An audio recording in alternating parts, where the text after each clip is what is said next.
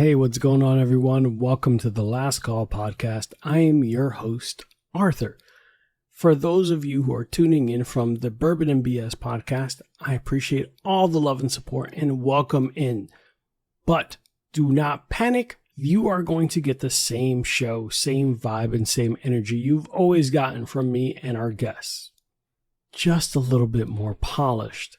For those of you who still want a little bit more uncut, unfiltered, and more intimate conversations, make sure you sign up for our Patreon, because for the low price of free $99, you can get access to behind-the-scenes interviews, content, recipes, and just some random ramblings, because that's what we here do for you. As always, guys, thank you for all the love, support. Make sure you like, subscribe, give a 5-star review, share with your friends, and if you'd like to be a part of the show, make sure you contact me at arthur@lastcallpod.com. Once again, that's arthur@lastcallpod.com. Now let's jump into it. Thanks, guys.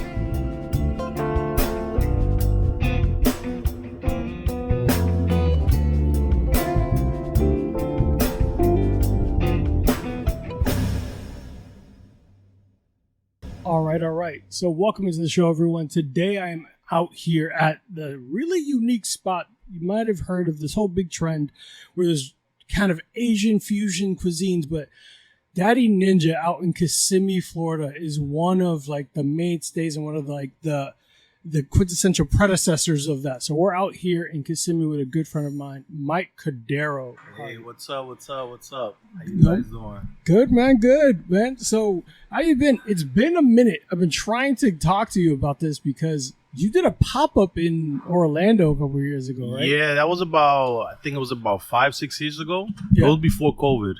Yeah, but that didn't turn out the best because we didn't get to meet each other.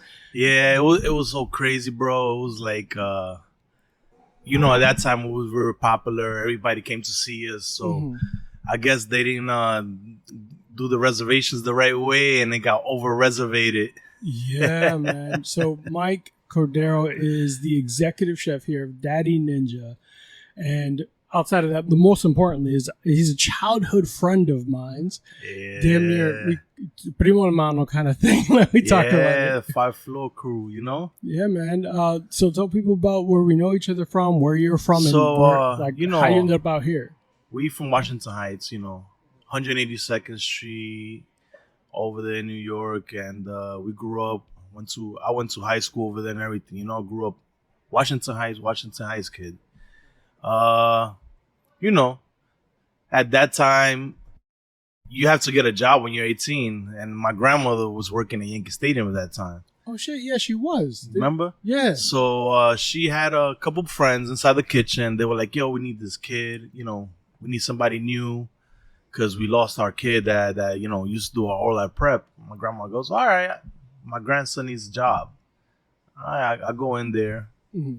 And these guys put me into like these crazy things. I've learned things in there, like, as an 18-year-old, it was like, wow, I'm doing all these things and I'm cutting and it just started from there. And from there on, I didn't know that I liked it. You didn't fall in love with it? Yeah, Bro. And for those who don't know what Washington Heights is a heavily Dominican area. Yeah. So it's little DR. So there's a whole train of where people go from DR to Washington Heights to Lawrence, Mass, to eventually Kissimmee, Florida. Yeah. And I've like the places that we've been to a lot of places in the East Coast, so we used to do pop-up events. Yeah. And a lot of those pop-up events were in cities where a lot of Dominicans go and they migrate into those cities. Yeah.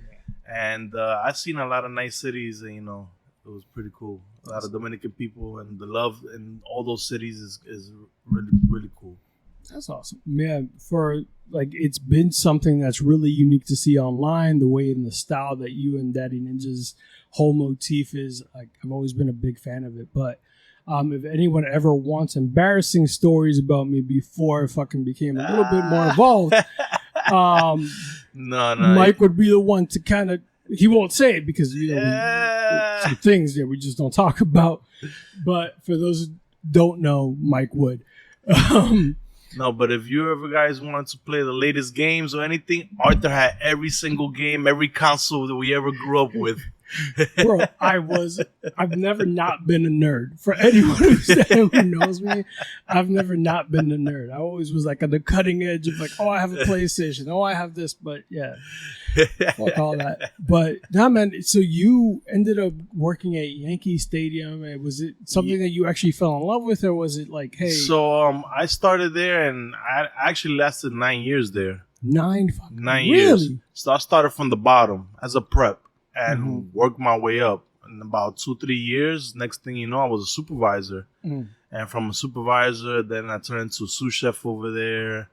And they just kept giving me more kitchens and more kitchens. I just kept taking advantage of it and, bringing up my ranks over there.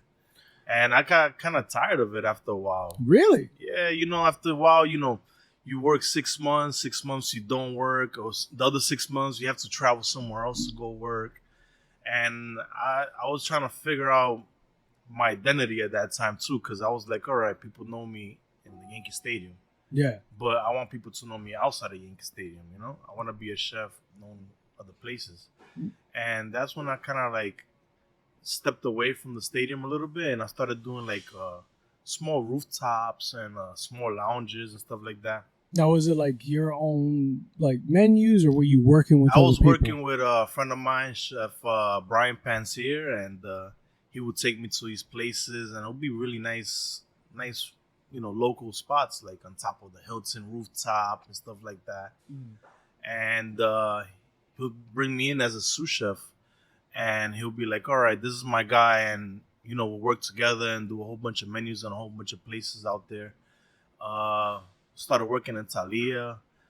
That was one of my places. What's Thalia? Thalia was a Mediterranean restaurant they had on downtown. Okay. And that's where I kind of like really learned a lot, because on top of that, I did work at Yankee Stadium. A lot of that is a lot of stadium food and a lot of food that's prepped, a little bit in advance. Yeah, in advance. This right here is like line cooked, this, that, And I learned the basics there. And I learned, New York is a lot of, South American and stuff that, and they work pretty good. And I learned from everybody in there, Yeah. And next thing you know, I was pretty good at the line. And I just kept going from restaurant to another restaurant to another restaurant, just, trying things out in New York, trying to figure out what exactly was that I wanted to do. But I was doing everything but Latino food.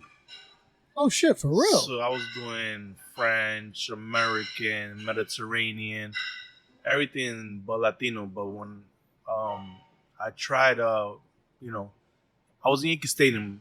Let's go back a little bit more. At Yankee Stadium, when I was young, I met Ninja. Okay. So he came in as a guest chef, and I became really good friends with him and stuff like that. And, I used to go to those restaurants down. Remember Mama Sushi? Yes. And Sushi Mambo and those places? Yes. He opened up all those places down there. So I already didn't knew know him. it was him that opened those. Yeah, so he had been featured on a couple like Tu Amigo or Tu something like. Yeah. So he, I will go down there and meet up, and we're good friends for a very long time. And one day I let go of this job that I had downtown, and I was just tired, frustrated, didn't know what to do. And he popped up, and he was doing a restaurant around where I lived in Queens. Yeah. And I hit him up. I was like, "Yo, you around where I live?" He's like, "Yo, my boy, come over here. Just talk, chop it up a little bit."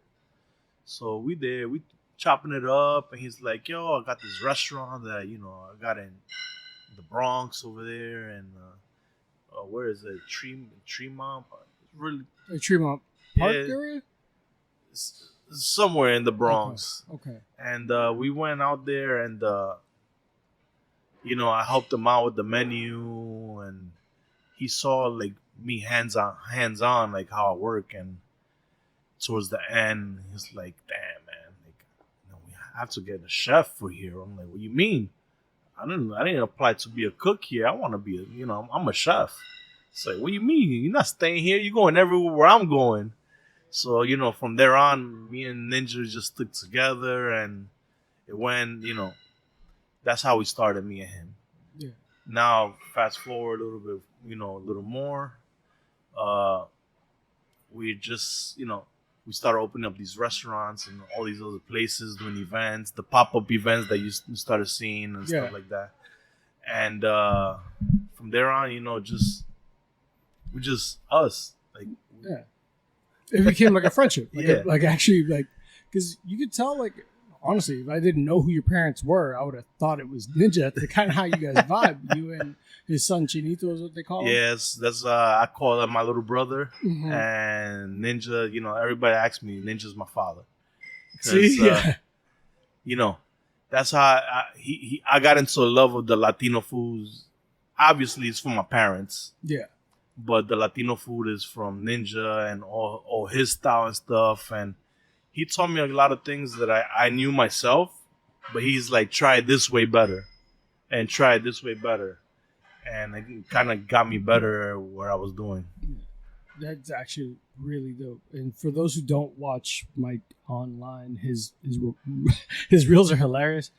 But you'll see Ninja because he kind of stands out. Like, let's just be honest, he's unique. He's a Japanese dude born in DR? He was born in Dominican Republic. So that connection to the Latino food came from straight up, like, that's not a fake thing. Like, he is born and bred around Dominican food. Yeah. So that Latin love of, like, cuisines and all that, and being able to speak to it at a higher level, like, that is unique. Because, there's a lot of people who would say, oh, I make authentic Hispanic cuisines, like, but never were brought up around it. Nothing, you could learn a skill, but this is the food of his people throughout. A lot of stuff came from his mother and his family and stuff like that. Mm-hmm.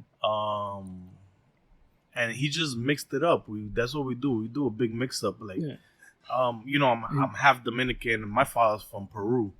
Mm-hmm. So a lot of stuff that I do is a lot of Dominican stuff, but I incorporate a lot of Peruvian stuff into it. I was about to say, Peruvian food is really unique and sought after. Like the places, there's plenty of restaurants, like Lomo Soltado and all those dishes that are just it's a lot of flavor in there. Yeah.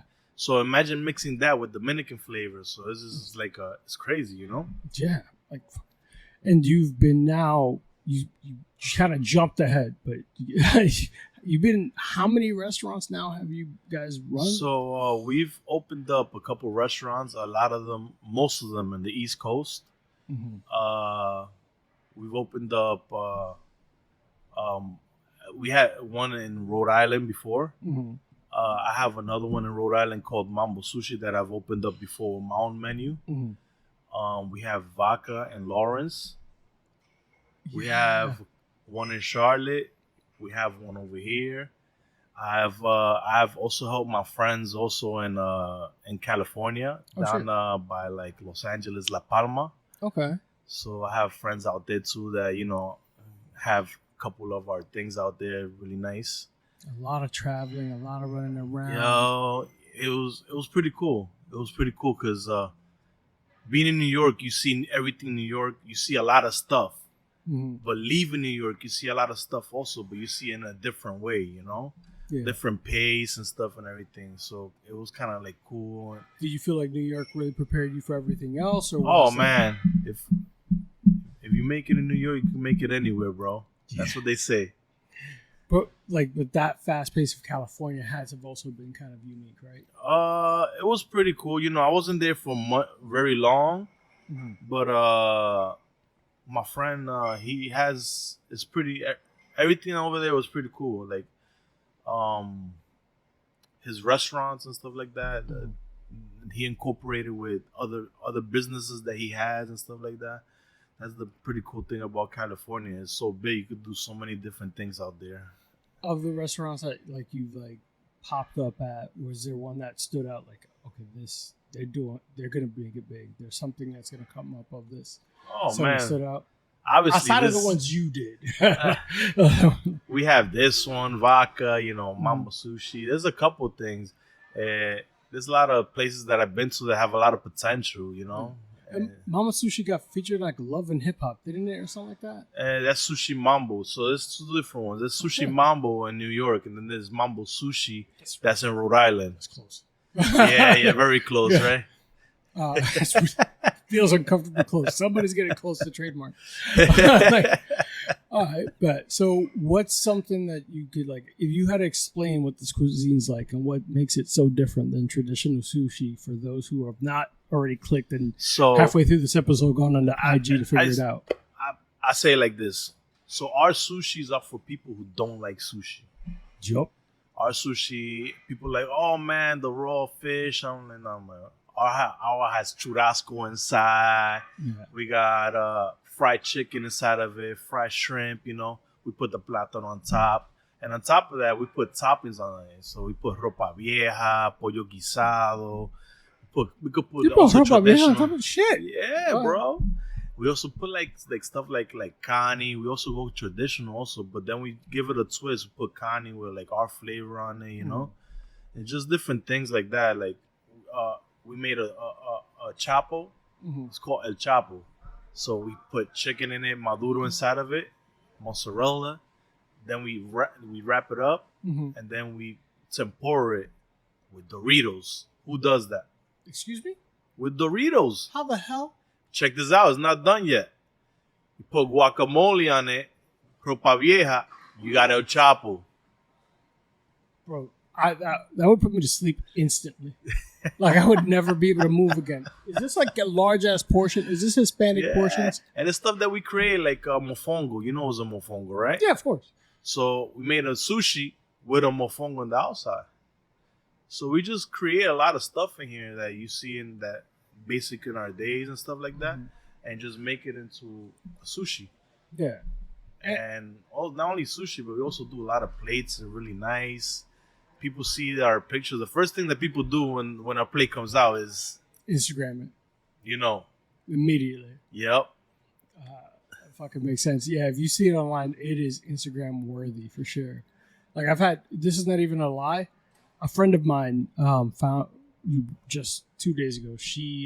They were sitting around for a dinner at Juju. It's an Asian restaurant. Yeah, I heard of Juju's. Yeah, like really, really, really good restaurant. So shouts to Juju. I've enjoyed them. But they were sitting there like, oh, you know, I saw something recently. There's a Dominican Japanese spot out in Kissimmee. And my friend John is like, yeah, G's gonna go interview the executive chef over there on Sunday. She's like, what the fuck? She's like, why didn't you tell me that place existed?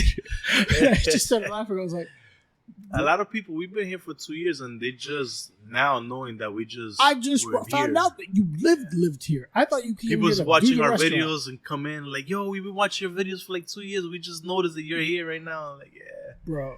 And it was actually, we was half the size before. Oh, really? So it was half the size, a little smaller, and we went and did you have the outside at the time? Yeah, we had the outside, but it wasn't that big also, you know. And we got over packed. We had to figure something out.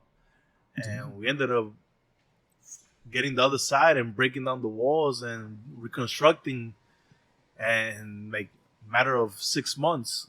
Yeah, it doesn't look like you're slowing down at all. Yeah, because we couldn't slow down. We tried to, but we couldn't, you know. But it came out pretty nice, everything. No, it's gorgeous, man. I was like, especially this little corner. Like, you guys don't realize how big it is, but this corner is actually gorgeous. But the rest of it's a beautiful restaurant. I love the motif. I love the vibe, and the outside is pretty fucking nice. So I can imagine on a good Saturday night. Yeah, it was really nice, really nice. The music and everything is like the vibe. We have like a New York kind of vibe thing, you know. So that's our main thing out here. All right, awesome, man. Well, we're gonna take a quick break, and when we get back, we're gonna get in a little bit more personal about you, your journey, and what everything you went through. So be right back, guys.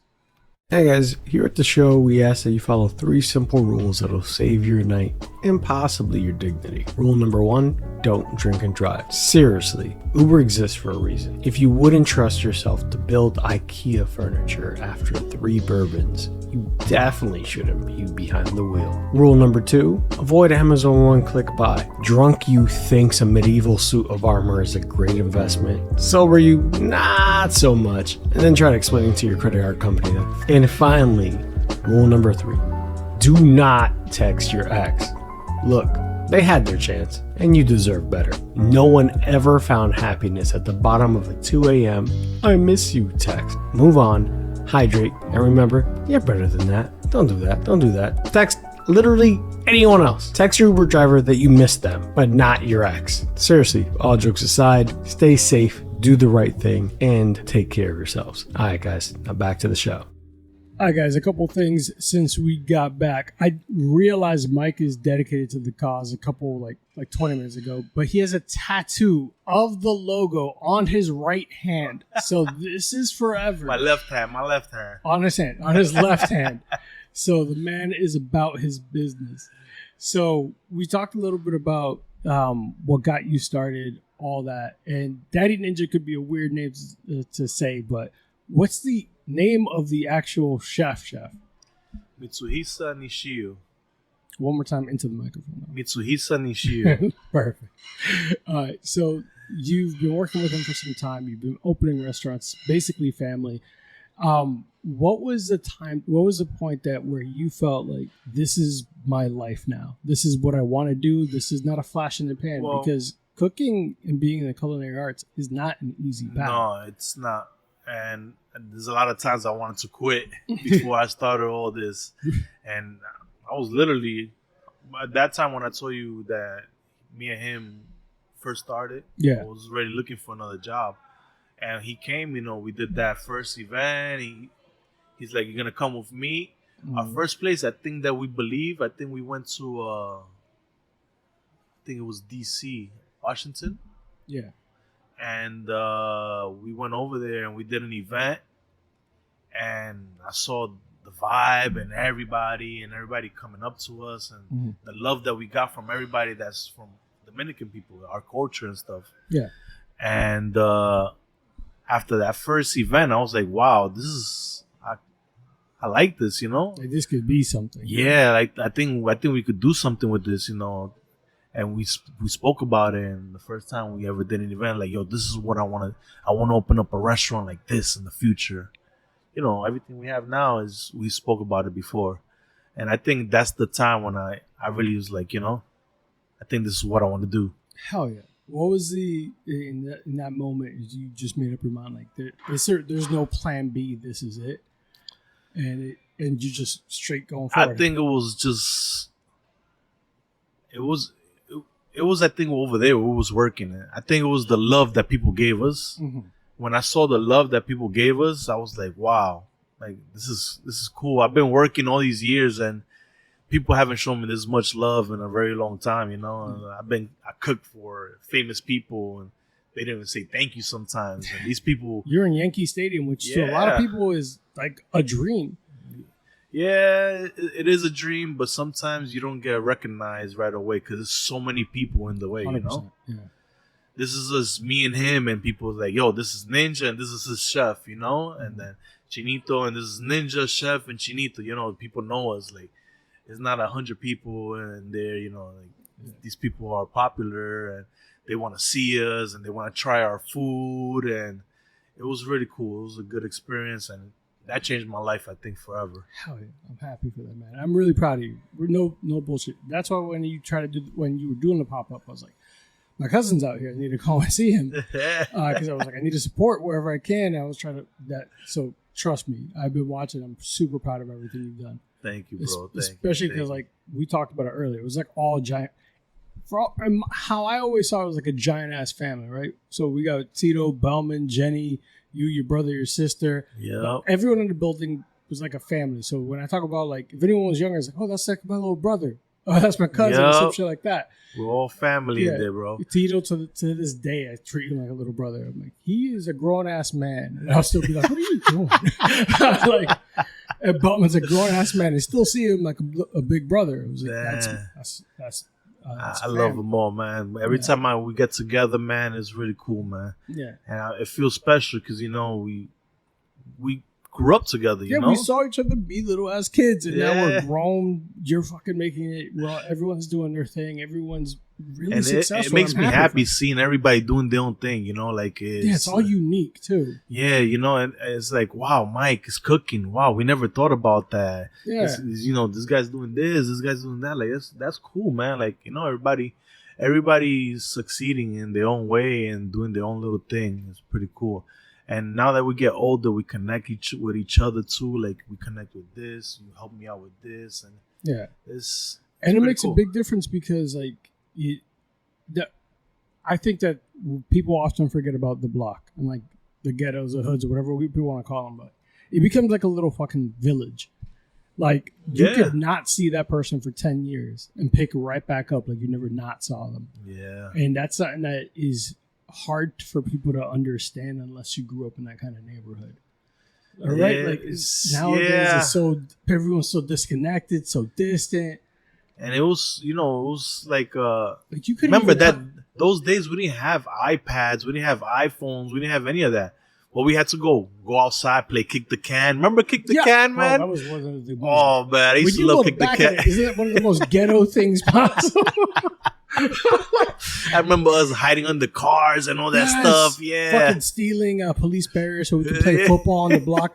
Who cut? That was super illegal. We should not have been just shutting down traffic. But we fucking did it. Like, whatever. Yeah. Oh, like a basketball hoops were like a milk crate. Yeah, milk crate. It was pretty cool, man.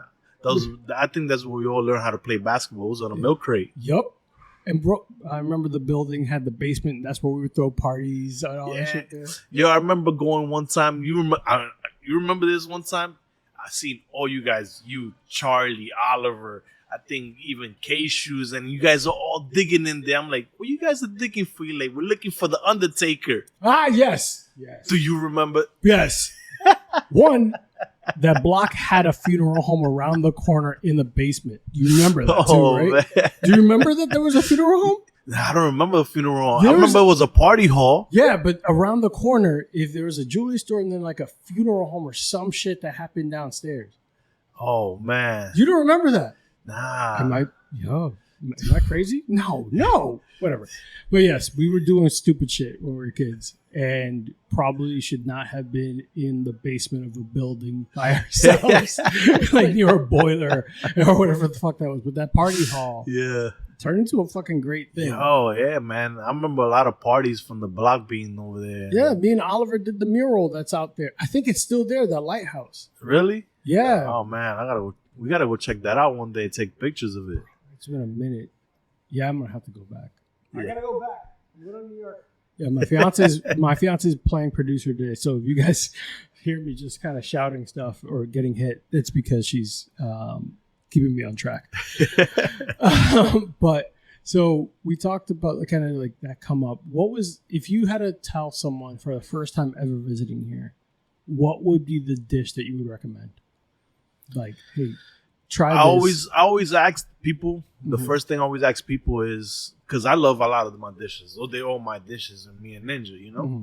So the first thing I ask people is like, what do you like? Are you allergic to anything? Is there anything that you don't like? No allergies. Person's just out here. I want to try whatever you think is your favorite So dish. I'm like, all right, do you like steak? Do you like chicken? Do you like seafood more? You know, what kind of person are you? Do you like steak and seafood? Like you're the type of like surf and serve type person? What's a dish you're the most proud of?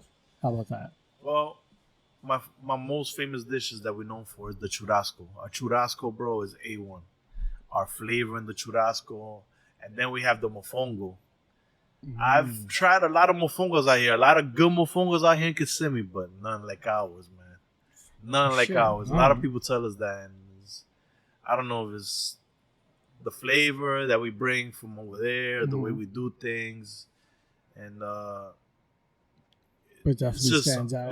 That churrasco is like one of our number one sellers. All right. Now, if you want sushi and stuff like that, we could recommend a lot of different things. You know, like Big Sexy. It's called a Big Sexy Sushi Fuck is Fongo. it? What the fuck? What? So it's a mofongo. Uh-huh. Well, it's a sushi wrapped in a mofongo. Yeah. So on top of that, This we is all put gonna like put me to bed and need to gain like 100 pounds. How are you not 600 pounds, Mike? Like I would never not. after working in kitchens, you tend to not eat so much. Okay, You get full just smelling things in the kitchen and stuff like that. that's fair. Yeah, you get used to it after many years. But I've had a lot of workers come in and they come in 120 pounds, they leave Like 180, 200 pounds. Jeez. Yeah, that makes a lot of fucking sense. Would you? So one of the things I was curious about. So seems like there was kind of a vibe for each pop up and everything. Was it like an attempt to refine the menu, or you're sticking to? So we're just getting for people to get to know us. Oh, okay. So it was They want ninjas, ninjas, a ninja event. Yeah, it was like imagine Ninja being a rock star and we're taking Ninja everywhere like a tour. That's awesome. What we did. We did a whole bunch of tours, and but you became a rock star a little bit in your own right too, right? Yeah, at some point you became viral sensation too. Yeah, and it was off the most random shit. You were telling us before when you started. What was it? So tell us first what didn't work, and then what. So worked. I've been cooking almost 20 years since I was 18, and I've tried posting a lot of pictures and videos of my food, and I get a lot of good stuff, this and that, but I wasn't getting a lot of followers. As soon as I started eating sushis and robbing sushis, my followers started going up, and people just like to watch me eat sushis. It's all right. Stuff my face. The reel itself is Chinito would be making sushi. Mike's in the background and waits for Chinito. Was it on purpose? Like, did you plan that out, or was it the first time just fucking around? Nah, it was just messing around, Yeah. It happened a couple times, and then after a while, we're like, all right, let's start recording this now. Yeah. So we got this. Chinito will turns his back for a second. Mike takes a huge bite of a sushi that Chinito worked so hard to make perfectly and beautifully. God. But I'd be so hungry sometimes, man. You guys don't understand. You have food around. Well, I guess you didn't really get to sit down. You're about to work like a 10-hour shift, aren't you? Yeah, something like that. It's a Sunday. Oh. At least we get to go home early today. Oh, what time do you guys close? Today we close at 10 Sundays. Okay. So Monday through Thursday we're open to 11. From 4 to 11. Friday we're open from 4 to 12. Okay. Saturday we're open from 3 to 12. And Sundays we're open from 1 to 10. All right. So so everyone now knows operating hours. Tell them that we sent you. Real quick. So when you started making it big and doing something unique, what did your parents think? Like, hey, like you said, we talked about being a chef isn't necessarily. My mom, my father always supported me in everything I did. Yeah. Ever since I was a kid, anything I did, and when I was working in Yankee Stadium, my mom was so proud of me. She would tell everybody, my son is the chef in Yankee Stadium, and this and that. She'll show pictures. Yeah, I remember seeing you online. Yeah, showing pictures of me and all my stuff, and and when I transitioned and I started doing stuff with Ninja, she was thrilled because she was like, "My God, you're doing something for my country, it's from the Dominican Republic. He's from the Dominican Republic, and your grandma's gonna be so proud, and this and that, And then I have my other half, the Peruvian guys, like, who's that guy? I'm like, you don't worry, guys. I'm gonna incorporate everything that I'm doing. It's not only Dominican. I incorporate everything. Yeah, Dominican and Peruvian food. I put it all together, and my mom, my grandfather, everybody's always proud of what I do. They already back me up and everything, Yeah. They show up no matter what. My mom will travel, take flights, drive down from New York to Florida just to support me. She's like that. She's driving from New York to Florida. Yeah, she just came out here. She was here a couple weeks ago. She drove down here. That's fucking awesome, man. That she drives all the way out here. Yeah, She likes it. She likes the road trip and stuff. I was about to say, I'm gonna put that lady on a flight, Mike. No, she loves. I tried. She likes the road trip. That shit's wild. Like New Yorkers are funny. Like there's a whole thing in New York. Is like that's not the only person I know that takes those trips. Like I remember when my mom and I and my family, we'll just rent a van. Yeah, we'll just drive out there. It's cheaper than flying. I was like, it's really not. I remember. You remember that that big ass van that my father bought one time? It was like it had like TV inside and stuff, like the 80s. Yes. We were supposed to go to Virginia in that van, right? And we're on the I-95 and we're driving down to Virginia Beach, and he just sees the Florida sign. He's like, "Oh, wait, what's that? Florida? How many miles?" It's like, "Kids, where you guys want to go? Virginia or Florida?" What are you kids gonna say? Florida. Florida, Mickey Mouse. That man just made a pimp decision on the last. Just kept going, bro, on the I-95 all the way. On a whim. Fucking A. Such a simpler time back in the day. All right, we're going to take one more break, and then we get back to talk a little bit more about the menu and the upcoming projects, events, and just how's anything else that you got coming up. All right, so we'll be right back. Hey guys, this episode is brought to you in part by Coach John Estrada of Run BMT Training, longtime supporter of the show and an absolute beast on the pavement. And for the record, this man just crushed the LA Marathon. And if you're looking to level up your running game, John's the coach to get you there. That's John with no H. Trust me, he's going to correct you. Whether you're training for your first 5K or tackling a full marathon, Run BMT, the coach is there, and John will have you running smarter, faster, and injury-free. So if you need expert coaching, hit up John at blackmattertraining.com and tell him I sent you. Now, he might not give you a discount, but he will make you a better runner. Again, that's John at blackmattertraining.com. Now let's get back to it. Thanks, guys. Hi, guys, and we are back. So want to get to know some of those moments that we kind of alluded to earlier when you said there were some points that you were like, I'm fucking done. I'm done. I'm not doing this anymore. Like, what was a night, or tell us about some of these crazy nights, because Hispanic crazy nights, foods, these clubs, these pop-up events. Like, tell us about something that, like, sometimes that stood out. I've gotten tickets where we got in all the tickets all the way down to the bottom, touching the floor, tickets across. And me and Ninja would just look at each other and just like, let's take 2 minutes outside, come back in, and take everything out. And, come in, take everything out. And after we're done, we're like, fuck, like, that was crazy, man. We're like, all right, we're done already. And we just come back the next day and do the same thing.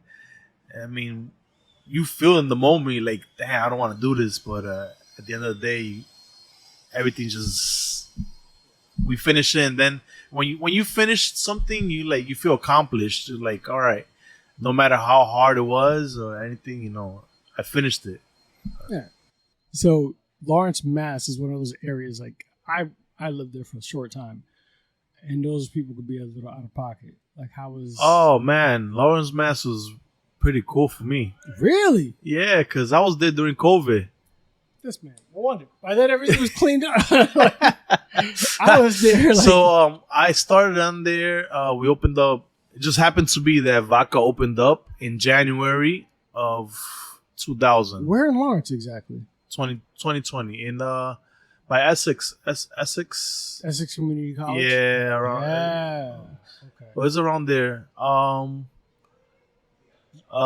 So we lasted about a couple weeks open, pretty good, popular. It was everything cool. Ninja was there. Yeah. We opened up, and COVID hit. We got the thing on the TV talking about all that stuff that they were gonna shut down, and they made us shut down the restaurant right there in the middle of the day.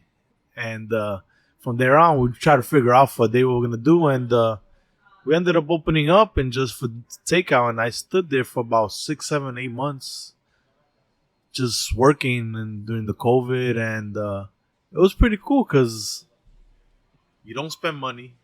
You eat for free. Okay. The only thing, you don't see too many people, but I think at that time, not too many people were being seen. So, did that make life easier? What happened to the restaurant after? Did you hand it to somebody else, or you just closed down? For a restaurant being a COVID, we're making money like if we were open. Really? The takeouts were like crazy. Shit. Mother's Day was wild. At one point, we're making platters, and I didn't know what to put on the platter. We're running out of everything. I'm putting Doritos on the platters, like Doritos with toppings and this and that, like trying to make up stuff. Holy shit. Yeah, it was really wild. It's a super receptive in that.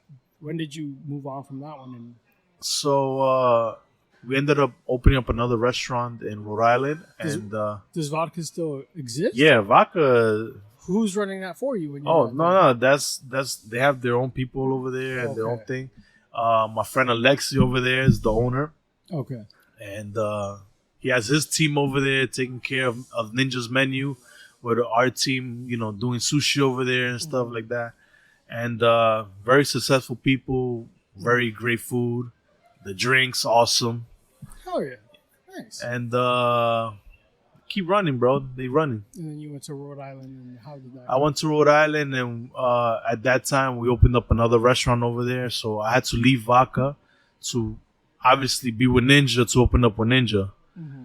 And we lasted about 2 years there. And then I kind of wanted to do, my own thing. And I went and opened up a restaurant over there.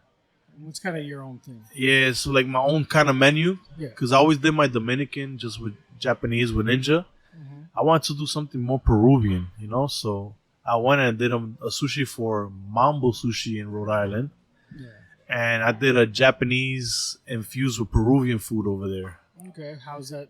Tell us the differences there. So we have like lomo saltado and stuff like that over there.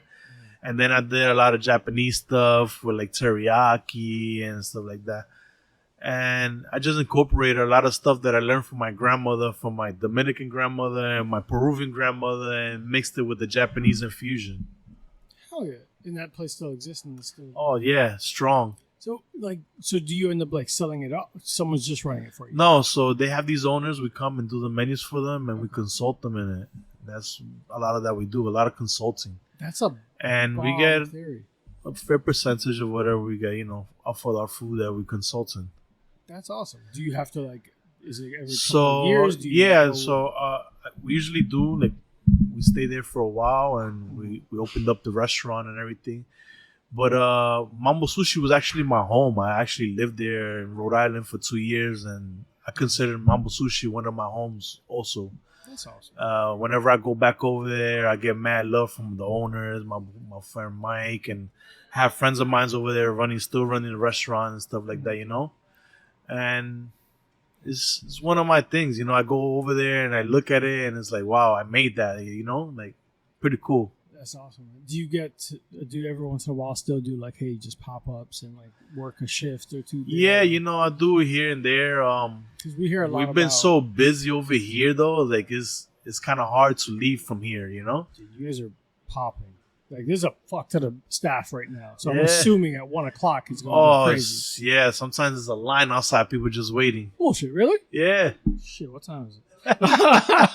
We got 20 minutes. It can wait. Yeah. No, I'm joking. I'm not going to do that to your business. But, just, Yeah, just doing something unique and fun. And so it sounds like the one that spoke the most to your heart was that one in Rhode Island. That one felt more personal. Yes, it kind of was personal because it was actually a lot of my stuff that I learned from my grandmother. And did they ever get to try it? Your grandmother's, did they ever get to try some creations? My grandma's very old. She couldn't really leave New York. But I did go to New York and I cooked for her. Yeah. So they did kind of try it like that. My grandfather, he's also really old. It kind of sucks and everything, but whenever I try, I go over there and I cook for them in their house so they could taste whatever I'm doing for them in their home. Well, that's fucking personal. I wish I had a personal chef pop up in my home and feed me. So that's awesome, man.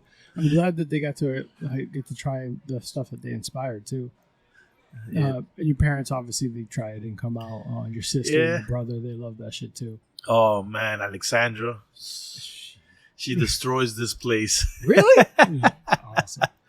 But that's awesome, man. I'm glad that they got to try it because that one sounds like it felt personal to you, the one in Rhode Island, to kind of do your own thing. It's kind of where like I grew by myself over there and I actually learned a lot of stuff on my own over there. Mm-hmm. And, it's just a lot of things that I created on that menu was a lot of things, like I said, is personal to me. That's awesome. Because, I mean, we talk about it. People, if you listen to this show, we talk about creators. You have to create for yourself because if you're not passionate about it, you don't care about it. It's going to reflect in the work. Yeah, definitely. So something that's a little bit more personal, heartfelt. Probably some bangers on that menu. Yeah, probably some really crazy, unique, great stuff that people appreciate. My chofan and stuff like that. Chofan is fried rice, Dominican style. But in Peru, they call it chaufa. So there's a chaufa over there, chofan is between the middle, I'm not even going to lie to you. I didn't know the name for fried rice for a Dominican recipe. I did not know the name. You just put me onto something. And I am Dominican. Shit. But so, that was how many years ago were you at Rhode Island? So I spent over there from after the COVID, 2021. To 2023. Okay. I spent about 2 years over there. Shit, so you just left there not so long ago because we're only in the middle of I've been in Florida since we opened up in June 2023.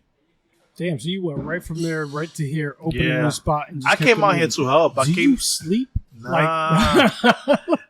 I really haven't taken vacation like in about a couple years. I finally took a vacation like about a month ago for 2 months. For 2 weeks, sorry. Not even 2. I wish it was 2 months. No, you don't. I think you would go crazy. I think you would worry about the restaurant until your head blew off.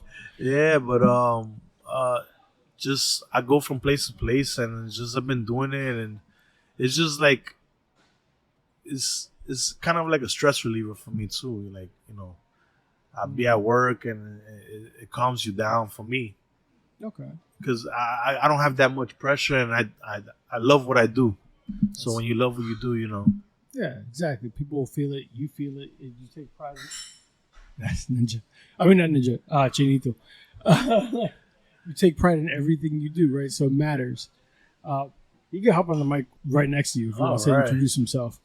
So this is about to be ad-libbed, guys. So Chinito, the son of Daddy Ninja, is about to walk over. You can come in. What's up, man? What's going on, man?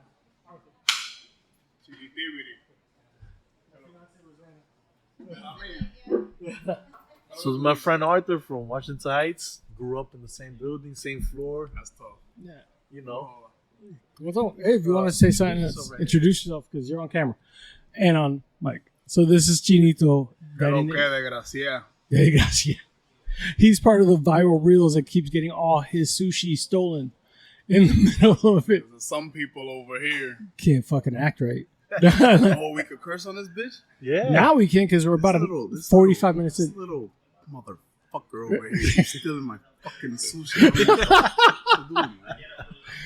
Man don't eat at home. They don't feed him at home. Isn't this his home? Sushi. Isn't this his home? He sleep on the couch right there. I saw him when I pulled up. He's just like, that shit looks so good, bro. No. But tell us about you, man. How long have you been cooking? I know that you were born into it, but talk into the microphone. Too long.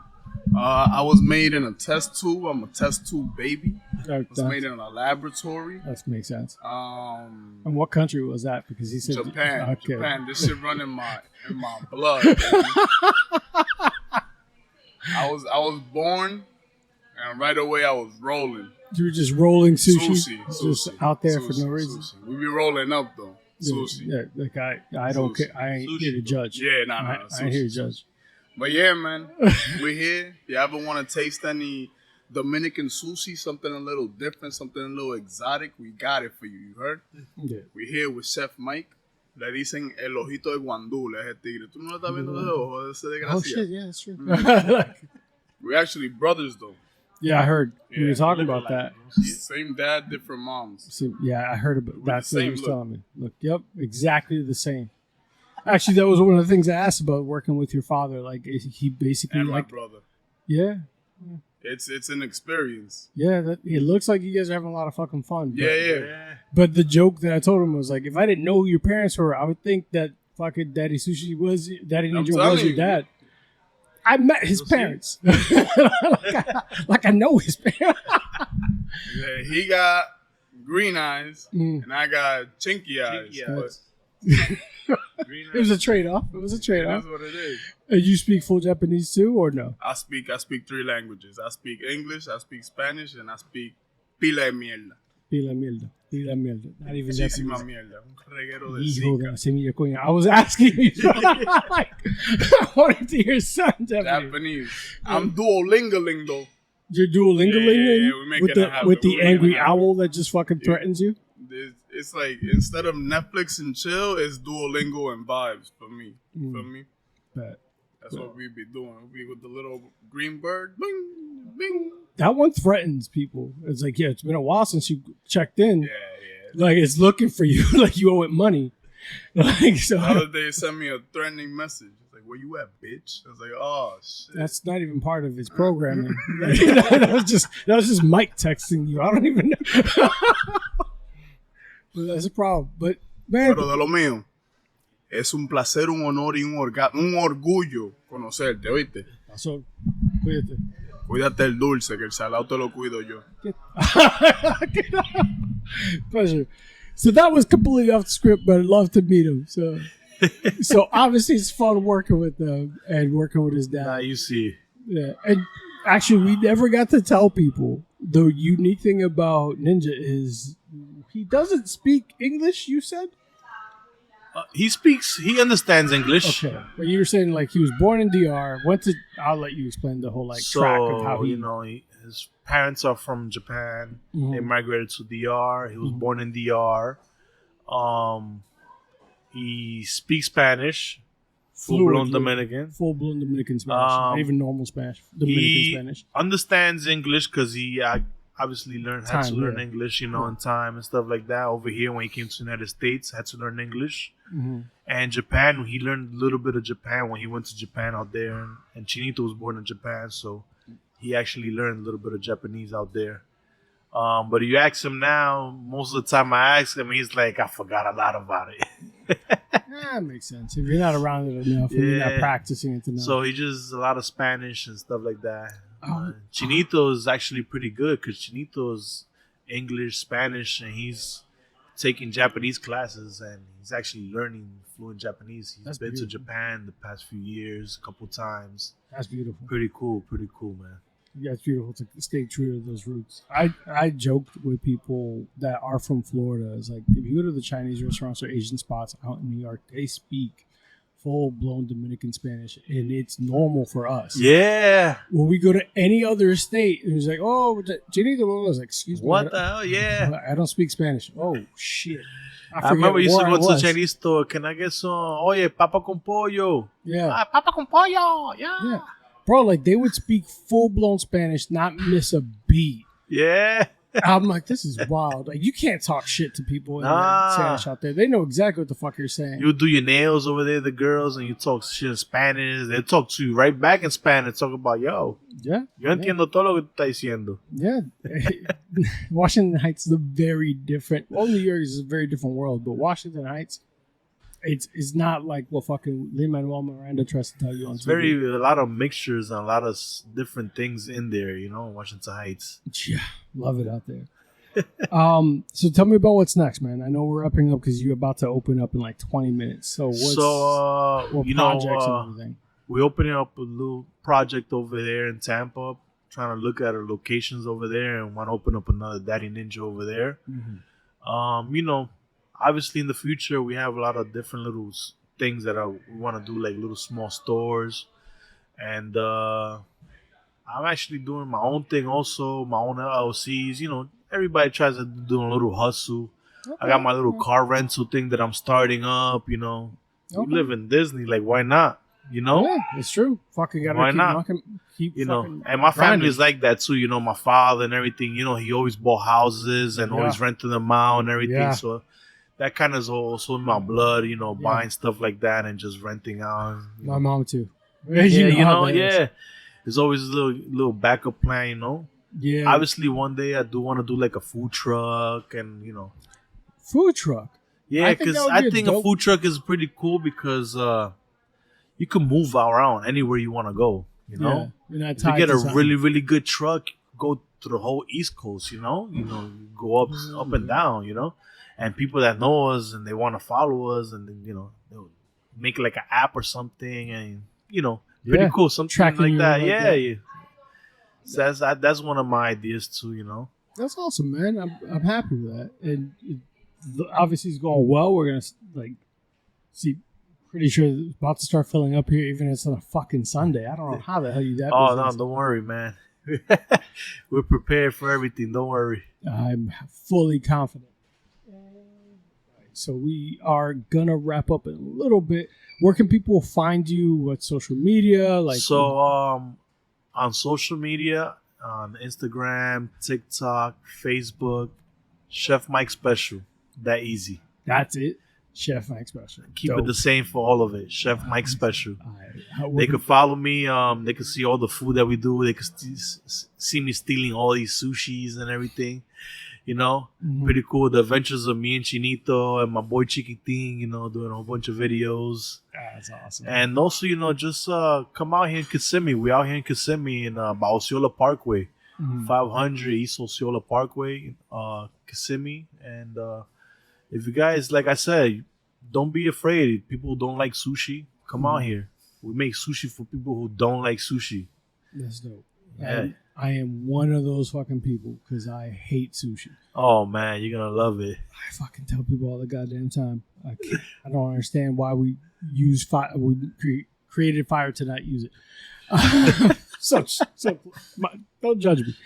All right, and obviously we'll put the restaurant link and everything out there for everyone to see. Any closing words? Anything like, hey guys, anything like that outside of where people can find you? Other than that, come check me out here. Hit me up on Instagram. You guys are interested in any type of consultation or anything, also just hit us up, man. We Dope. definitely work with everybody and try to make everybody happy. Awesome. Well, guys, we're going to start wrapping up here. If you like what we're doing, make sure that you hit them up, follow up with them, and check out their spot. Honestly, when they open, I'm probably going to order some shit to go and probably enjoy it. I got you, bro. We're gonna see how this goes. I'm about to give you this chopper, but if I give it to you here, you're going to fall asleep, bro. That's why I don't want that right now. We'll look at the menu, Mike. I need to drive 45 minutes. But we're going to close out. If you like what we're doing, make sure that you like, subscribe, follow us. My IG is at Last Call Pod with Arthur, or Last Call with Arthur. This will be the first episode of the rebrand. We're going to keep checking out Mike and everything that he's got going. You're going to see some photos and some videos of everything here. And as always, stay safe. Don't text your ex and avoid Amazon one-click buy. Don't drink and drive, and stay safe, guys. See you next week. Hey guys, today's episode was brought to you by Burn Termite and Pest Control. I first met Joe Byrne on Full Frontal Nerdity Show and decided to give his company a try. They have been the best pest service I've ever had, from flexible scheduling, attention to detail, fair pricing, and everything you love about a small business. I highly recommend Joe Byrne and Burn Termite and Pest Control.